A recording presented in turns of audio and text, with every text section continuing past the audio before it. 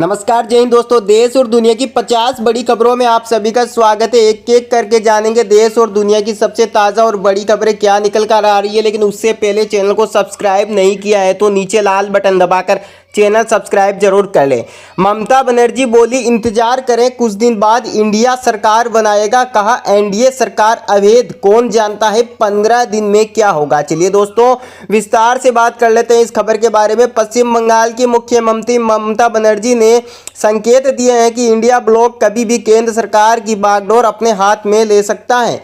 भाजपा पर तंज कसते हुए उन्होंने कहा है कि जो लोग 400 सीटों की बात करते थे वे अपने दम पर बहुमत भी नहीं ला सके।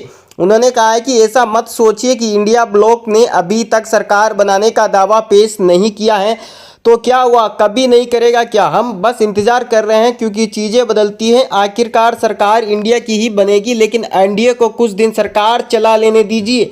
कई बार सरकारें एक ही दिन टिकती हैं, कुछ भी हो सकता है। कौन जानता है कि 15 दिन बाद क्या हो सकता है।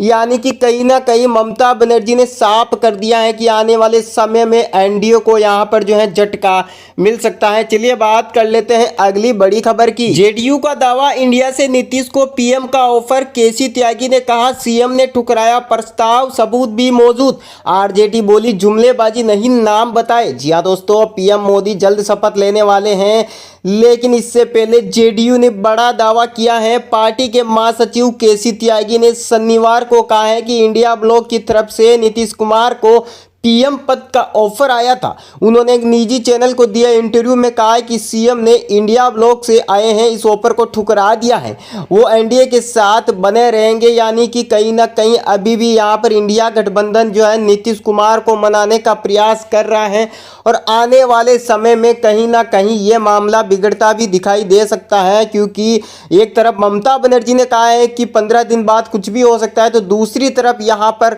दावा किया गया है कि इंडिया गठबंधन ने नीतीश कुमार को प्रधानमंत्री पद का यहां पर ऑफर कर दिया है। चलिए बात कर लेते हैं अगली बड़ी अपडेट की। अखिलेश यादव विधानसभा सीट छोड़ेंगे, अब दिल्ली की राजनीति करेंगे। 36 सांसदों से मीटिंग के बाद किया ऐलान। जी हां, बात कर लेते हैं इस खबर के बारे में विस्तार से। कन्नौज से सांसद का चुनाव जीतने के बाद अखिलेश यादव ने अपनी विधानसभा करहल को छोड़ने का निर्णय लिया है। इसकी घोषणा उन्होंने सांसदों से मीटिंग के बाद शनिवार को लखनऊ में की। यानी अब अखिलेश दिल्ली की राजनीति करेंगे। अखिलेश ने 2022 में मैनपुरी की करहल विधानसभा सीट से चुनाव लड़ा था। जीत के बाद आजमगढ़ के सांसद पद से उन्होंने इस्तीफा दे दिया था। आजमगढ़ में उपचुनाव हुए, उसमें भाजपा के दिनेश लाल यादव निरहुआ ने जीत दर्ज की थी। अखिलेश ने सपा के सभी जीते हुए सांसदों को शनिवार को लखनऊ बुलाया था। इसमें अखिलेश समेत 37 सांसद शामिल हुए। मीटिंग में मंथन के बाद उन्होंने विधानसभा सीट छोड़ने का ऐलान किया है और अब अखिलेश यादव जो है दिल्ली की राजनीति करेंगे। चलिए बात कर लेते हैं अगली बड़ी खबर की। सोनिया गांधी कांग्रेस संसदीय दल की अध्यक्ष चुनी गई। राहुल गांधी को लोकसभा में विपक्ष का नेता बनाए जाने की मांग। सोनिया गांधी को कांग्रेस संसदीय दल का अध्यक्ष चुन लिया गया है। पार्टी अध्यक्ष मल्लिकार्जुन खड़गे ने संसद के सेंट्रल हॉल में पार्टी नेताओं की बैठक में सोनिया के नाम का प्रस्ताव रखा। गौरव गोगोई और तारक अनवर ने इसका समर्थन किया। इससे पहले कांग्रेस वर्किंग कमेटी की बैठक हुई। इसमें कांग्रेस सांसद राहुल गांधी को लोकसभा में नेता प्रतिपक्ष बनाए जाने का भी प्रस्ताव रखा गया। चलिए बात करते हैं अगली बड़ी खबर की। पप्पू यादव बोले तेजस्वी के कारण पीएम नहीं बन पाए राहुल गांधी। बिहार में 25 सीटें जीतते युवराज के अहंकार ने सब नाश कर दिया। बात कर लेते हैं इस खबर के बारे में विस्तार से। तेजस्वी के अहंकार की वजह से राहुल गांधी प्रधानमंत्री नहीं बन पाए। हमने गलती न की होती तो आज इंडिया की सरकार होती। बिहार में राहुल जी और प्रियंका गांधी की ज़्यादा रैलियां कराते तो 25 सीटों पर जीतते, लेकिन एक पप्पू यादव को हराने के लिए आपने कितनी सीटों का नाश कर दिया। ये पप्पू यादव हैं, हिंदी बेल्ट के राज्यों में निर्दलीय जीते इकलौते सांसद हैं। बिहार की पूर्णिया से चुनाव जीतने वाले पप्पू यादव के पास एनडीए में शामिल होने का ऑफर है, लेकिन वह कांग्रेस से उम्मीद लगाए बैठे हैं। कहते हैं कि कांग्रेस बिहार में बड़ी जिम्मेदारी दे दें तो लोकसभा की सदस्यता से इस्तीफा दे देंगे। चलिए बात करते हैं अगली बड़ी खबर के बारे में। नरेंद्र मोदी की शपथ ग्रहण सेरेमनी में शामिल होंगे रजनीकांत। दिल्ली के लिए रवाना हुए, कहा लोगों ने मजबूत विपक्ष खड़ा किया, यह डेमोक्रेसी के लिए अच्छे संकेत। दोस्तों बात कर लेते हैं इस खबर के बारे में विस्तार से। नरेंद्र मोदी तीसरी बार शपथ ले चुके हैं। आपको बता दें शपथ ग्रहण समारोह में कि यहाँ पर रजनीकांत ने भी भाग लिया है। साथ ही रजनीकांत ने कहा है कि लोगों ने जिस हिसाब से वोटिंग की है उससे एक मजबूत अपोजिशन खड़ा हुआ है, यानी कि मजबूत विपक्ष बना है, जो कि डेमोक्रेसी के लिए यहाँ पर बिल्कुल बहुत अच्छे संकेत हैं। रजनीकांत रविवार सुबह चेन्नई से दिल्ली के लिए रवाना हुए थे। चेन्नई एयरपोर्ट पर रजनीकांत से पूछा गया था कि जवाहरलाल नेहरू के बाद नरेंद्र मोदी तीसरी बार प्रधानमंत्री पद पर शपथ लेने वाले हैं, इस पर उनका क्या कहना है। इसके बाद रजनीकांत ने कहा कि यह एक ऐतिहासिक पल है। मैं दिल से नरेंद्र मोदी को तीसरी बार प्रधानमंत्री बनने पर शुभकामनाएं देता हूं। आगे रजनीकांत ने कहा है कि इस लोकसभा चुनाव में जनता ने उनके सामने एक मजबूत विपक्ष को चुना है, जो लोकतंत्र के लिए एक स्वस्थ संकेत है। चलिए बात कर लेते हैं अगली बड़ी खबर की। प्रफुल्ल पटेल को 180 करोड़ रुपए की संपत्ति वापस मिली। ईडी ने मनी लॉन्ड्रिंग केस में जब्त की थी। मुंबई की कोर्ट ने कार्रवाई को अवैध बताया। महाराष्ट्र में अजीत गुट के नेशनलिस्ट कांग्रेस पार्टी एनसीपी के राज्यसभा सांसद प्रफुल्ल पटेल को मनी लॉन्ड्रिंग केस में बड़ी राहत मिली है। मुंबई के अपीलेट ट्रिब्यूनल ने इन्फोर्समेंट डायरेक्टोरेट ईडी के उस आदेश को रद्द कर दिया है जिसमें प्रफुल्ल के मुंबई स्थित 180 करोड़ की रुपयों की संपत्तियों को जब्त करने की मांग की गई थी। ईडी का आरोप था कि यह संपत्तियां दाऊद इब्राहिम के करीबी और ड्रग माफिया इकबाल मिर्ची की विधवा हाजरा इकबाल मेमन से अवैध लेन देन के जरिए हासिल की गई थी। हालांकि आपको बता दें यहाँ पर मुंबई की कोर्ट ने इस कार्रवाई को अवैध बताया है और अब प्रफुल्ल पटेल को 180 करोड़ रुपए की संपत्ति वापस मिलेगी। बात कर लेते हैं अगली बड़ी अपडेट की। नवीन पटनायक बोले हार के लिए पांडियन की आलोचना गलत व उत्तराधिकारी नहीं, लेकिन उन्हें उनकी ईमानदारी के लिए याद रखा जाएगा। आपको बता दें उड़ीसा के पूर्व मुख्यमंत्री और बीजेपी अध्यक्ष नवीन पटनायक के विधानसभा चुनाव में हार को लेकर पहली बार बात की। उन्होंने रविवार शनिवार को बताया, मीडिया से बात करते हुए कहा कि मेरी हार के लिए वीके पांडियन की आलोचना करना दुर्भाग्यपूर्ण है। पटनायक ने कहा है कि पांडियन ने आईएएस पद से इस्तीफा देकर बीजेडी ज्वाइन की और पार्टी के लिए बिना किसी स्वार्थ के काम किया। उन्होंने पार्टी में कोई भी पद नहीं लिया, कहीं से चुनाव भी नहीं लड़ा। एक ऑफिसर के रूप में उन्होंने 10 साल तक बहुत अच्छा काम किया। बीजेपी अध्यक्ष ने कहा साइक्लोन और कोरोना काल में पांडियन का काम काफी सराहनीय था। वह ईमानदार व्यक्ति हैं, उन्हें उनकी ईमानदारी के लिए हमेशा याद रखा जाना चाहिए। हालांकि जहां तक उत्तराधिकारी का सवाल है, मैंने पहले भी कहा था कि वह उत्तराधिकारी नहीं है, इसका फैसला जनता करेगी। चलिए बात कर लेते हैं अगली बड़ी अपडेट की। मध्य प्रदेश से शिवराज सिंह चौहान केंद्र में पहली बार मंत्री बनेंगे। एमपी से मोदी मंत्रिमंडल में 5 चेहरे सिंधिया, वीरेंद्र खटीक, सावित्री ठाकुर और दुर्गादास उइके भी लेंगे शपथ। बात कर लेते हैं इस बड़ी खबर के बारे में विस्तार से। मोदी मंत्रिमंडल में कौन कौन चेहरे होंगे, इसकी तस्वीर अब लगभग साफ हो गई है। मध्य प्रदेश से 5 चेहरे शिवराज सिंह चौहान, ज्योतिरादित्य सिंधिया, डॉक्टर वीरेंद्र कुमार खटीक, सावित्री ठाकुर और दुर्गादास उइके मंत्री पद की शपथ लेने जा रहे हैं। यह सभी सांसद रविवार को नरेंद्र मोदी के आवास पर चाय पर बैठक में भी शामिल हुए थे। विदिशा सीट से सांसद चुने गए शिवराज सिंह चौहान पहली बार केंद्रीय मंत्री बनेंगे। वहीं ज्योतिरादित्य सिंधिया और डॉक्टर वीरेंद्र कुमार खटीक मोदी सरकार के दूसरे कार्यकाल में मंत्री थे, उन्हें इस बार फिर मौका मिलने जा रहा है। वहीं बैतूल से सांसद दुर्गादास उइके और धार से सांसद सावित्री ठाकुर भी पहली बार केंद्र में मंत्री बनने जा रहे हैं। बात कर लेते हैं अगली बड़ी खबर की। पाकिस्तान के प्रधानमंत्री ने चीन जाकर उठाया कश्मीर का मुद्दा। जिनपिंग बोले एक तरफा फैसले नहीं ले सकता भारत, यूएन चार्टर से हल निकालें। जी हां, बड़ी खबर।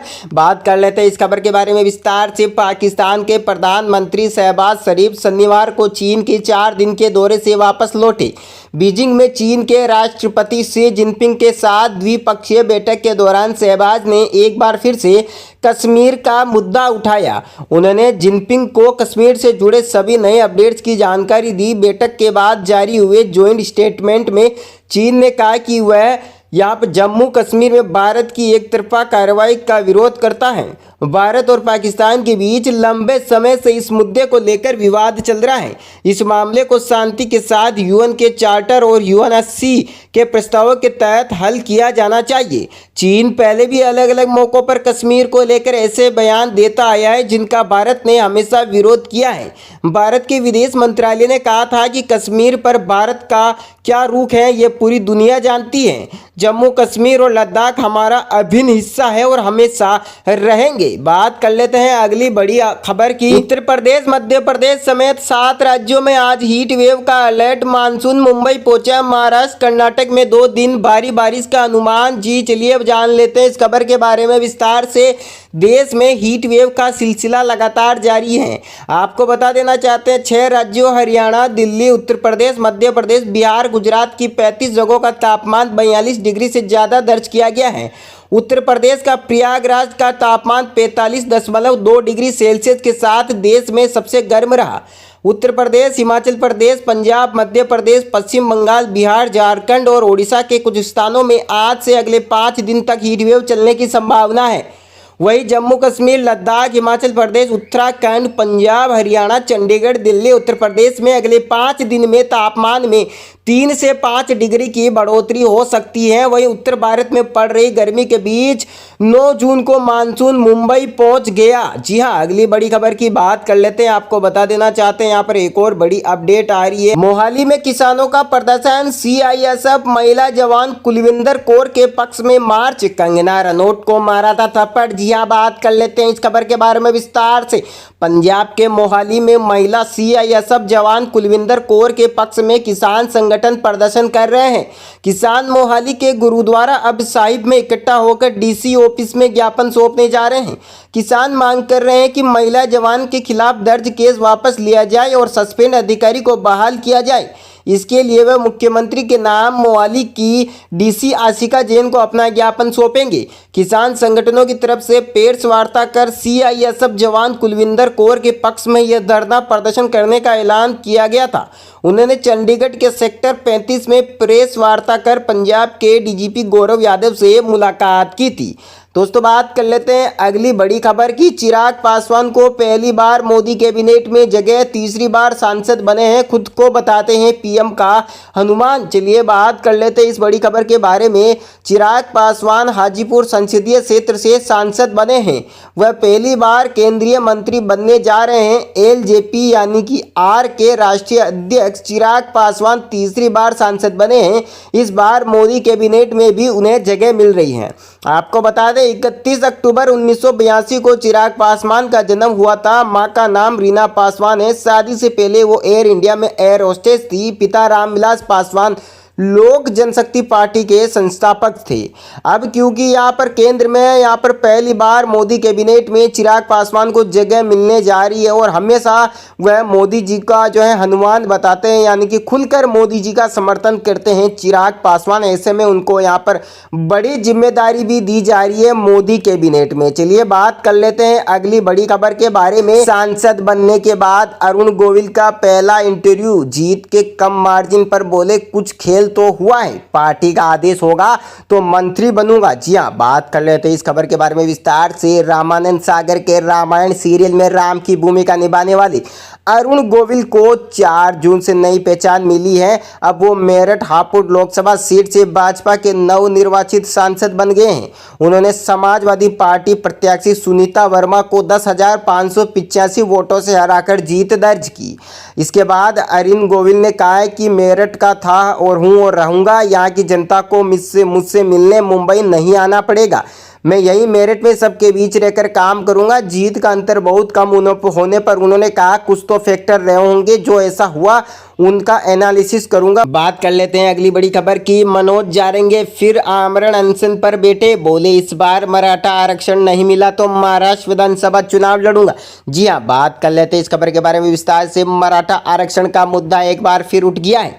मराठा आरक्षण आंदोलन के नेता मनोज जारंगे फिर से आमरण अनशन पर बैठ गए हैं।